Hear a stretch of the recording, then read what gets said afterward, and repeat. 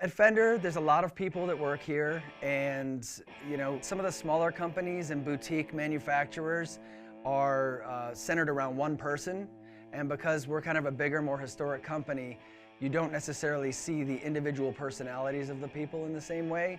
However, the Fender team is like an all-star team of people in the industry, so behind the scenes, there are people who have made some of the most iconic products, and we just typically put the product first. It's all about the instrument, and we don't really usually call ourselves out by name or individuals out by name because it's really about honoring the Fender legacy.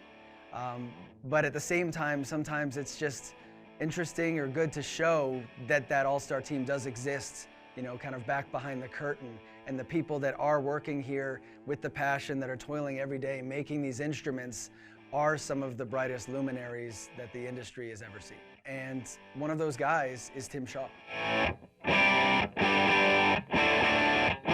I started in the music business as a guitar repairman as I was ending my college career, and realized that I was not actually going to be a theater major, and started hanging out in a music store, which became a place called the Sound Factory, which later became Proco Sound, where the rat comes from. So I started in my early 20s learning about pickups and guitar design and wiring stuff from Bill Lawrence. We ended up turning this repair shop into a small guitar factory called Sunrise Manufacturing. This is where the Sunrise acoustic guitar pickup comes from. Eventually left, moved to California, and later came back and got a job at Gibson in R&D. One of the things I got involved in at Gibson was pickups because I'd previously done it with Bill. But I realized that there were some specific changes that could be made in materials and in some construction techniques that would get us a whole lot closer to what Seth Lover's original intent was. So those pickups became the pickups we used in the 80 and the 80 Elite. Over the years, there's been a kind of a cult following, if you want to put it that way, about these things. They were wound again in a specific way by a specific group of people with a specific group of materials on a specific group of coil winders, so they kind of are what they are.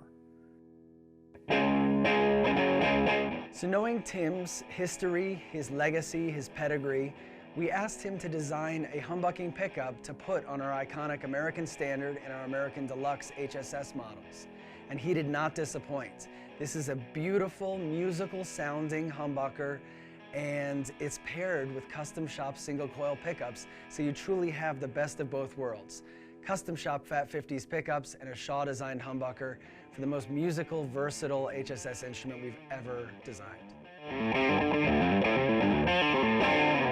So what we've got here is an HSS, a humbucking single strat, with a new humbucker that I've designed to basically capture some of the magic and the mojo, if you will, of the original pickups that I worked on almost 35 years ago. This is my new take on my old perception, if you will.